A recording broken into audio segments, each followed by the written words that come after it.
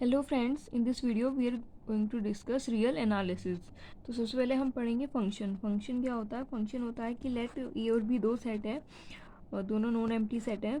तो एफ जो है उसे फंक्शन बोलेंगे from A to be.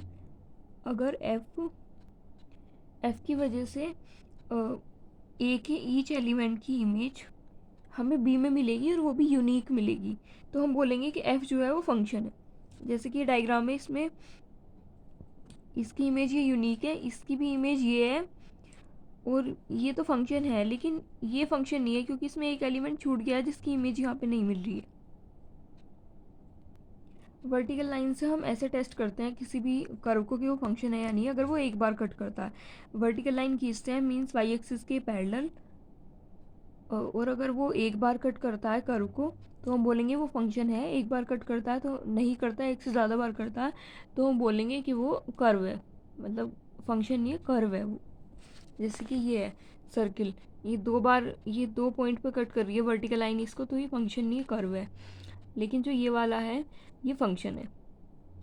Composition of function, एक फंक्शन हमारा ए से बी में, दूसरा फंक्शन है बी से सी में। मीन्स पहले वाले का जो रेंज है वो दूसरे वाले के डोमेन के अंदर आ जाता है, तो तभी हम कंपोजिशन डिफाइन कर सकते हैं। जैसे कि F O G define need not be, अगर एफ ओ जी हमने डिफाइन कर दिया है तो ज़रूरी नहीं है कि हम जी ओ एफ भी डिफाइन कर पाएंगे।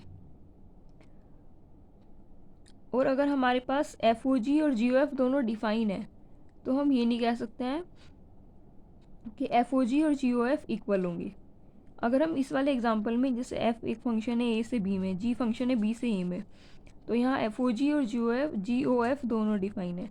लेकिन अगर हम यहाँ पे ए और बी को इक्वल कर देते हैं तब भी गारंटी नहीं है कि एफ ओ जी और जी ओ एफ इक्वल हो जाएंगे। तो इसका हमारे पास काउंटर एग्जांपल है, ए इजकस टू बी इजकस टू आर, दोनों को इक्वल ले लिया, तो एफ जो है वो है ए से बी में यानी कि आर से आर में, और जी जो है वो भी आर से आर में है। F X इजकस to sine X, G X इजकस to X square. लेकिन एफ ओ जी जो है वो साइन एक्स स्क्वायर आया और जी ओ एफ जो है वो साइन एक्स का होल स्क्वायर आया, जो कि दोनों इक्वल नहीं है, बल्कि ए और बी इक्वल है लेकिन ये तब भी इक्वल नहीं है। अब ये टॉपिक है रेस्ट्रिक्शन ऑफ फंक्शन। मीन्स अगर हमारे पास एक फंक्शन है ए से बी में और ए के अंदर के ही किसी छोटे सबसेट से हम इस सेम फंक्शन को डिफाइन कर दें सी से बी में, जहाँ पे सी जो है वो ए का ही कोई सबसेट है, तो ऐसे फंक्शन एफ सी को हम बोलेंगे रेस्ट्रिक्शन फंक्शन। रेस्ट्रिक्शन फंक्शन को समझाने के लिए हमने एक फंक्शन लिया है F X इजकस to X square. जो फंक्शन है एफ वो आर से आर में है। अब सी का कोई सबसेट लेते हैं आर का, क्लोज इंटरवल 0 से 5, तो F C इजकस to X square defined है सी से आर में, तो इसी को बोलेंगे हम restriction function.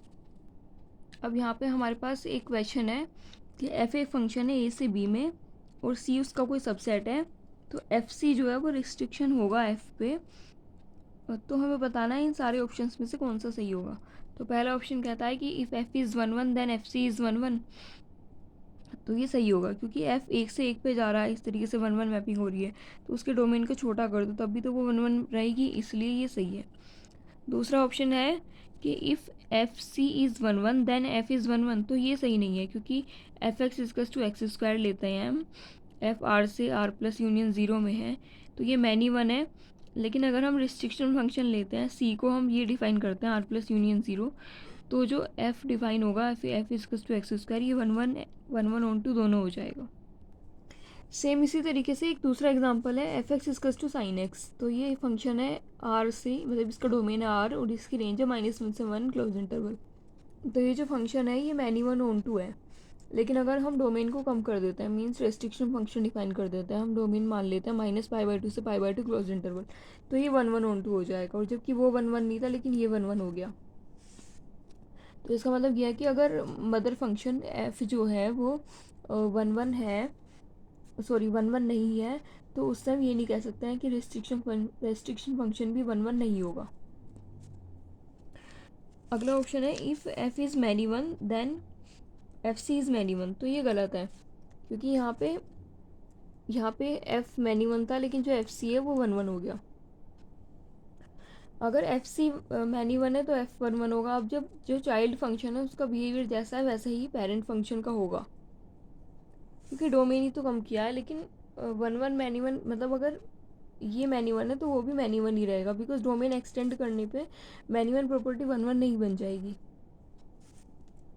If F C is onto then F is onto, ये तो सही है क्योंकि एफ सी ही पूरे कोडोमेन को मैप कर रहा है, तो डोमेन थोड़ा सा बढ़ा देंगे, एफ कर देंगे, एफ सी को डोमेन बढ़ा के एफ कर देंगे, तो भी वो पूरी रेंज को, पूरे कोडोमेन को ही कवर करेगा, तो ये सही है।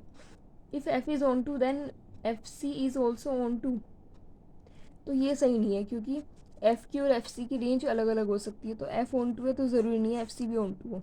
हाँ, अगर उनकी रेंज भी अलग अलग कर दी जाए और तब उन्हें कंसिडर किया जाए तो हम कह सकते हैं कि अगर एफ ऑन टू है तो एफ सी भी ऑन टू होगा, but in general it is not true.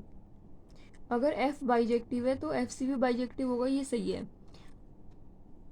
लेकिन हमें डोमेन और कोडोमेन दोनों ही कम करने पड़ेंगे।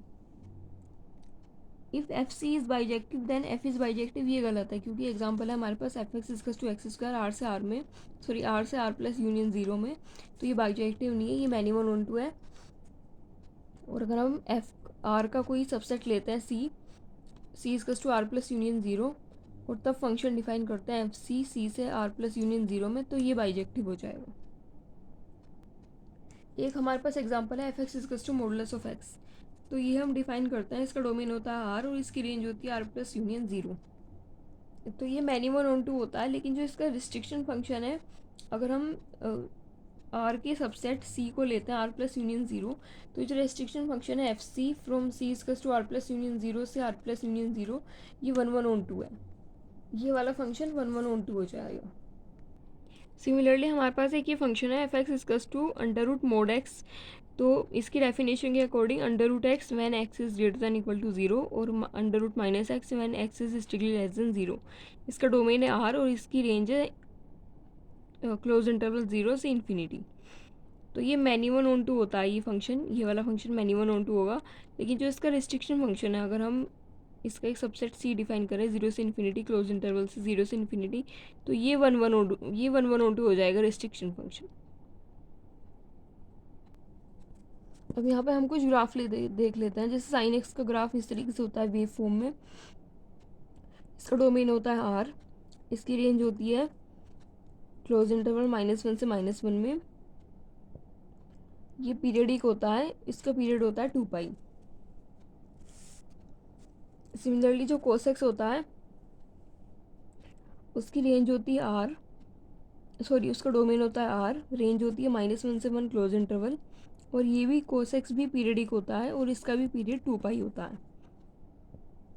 जो साइन एक्स होता है वो अपने डोमेन का जो छोटा सा पार्ट है -π/2 से π/2 क्लोज इंटरवल, उसमें इन्वर्टिबल होता है, लेकिन पूरे डोमेन में इन्वर्टिबल नहीं होता है क्योंकि ये मैनी वन ऑन टू है। और ये जो ये वाला फंक्शन है कोसेक्स, ये अपने डोमेन जो है आर, उसके छोटे से पार्ट 0 से पाई में इन्वर्टिबल होता है, लेकिन ये पूरे के पूरे डोमेन आर में इन्वर्टिबल नहीं होता है क्योंकि ये भी मैनी वन होता है।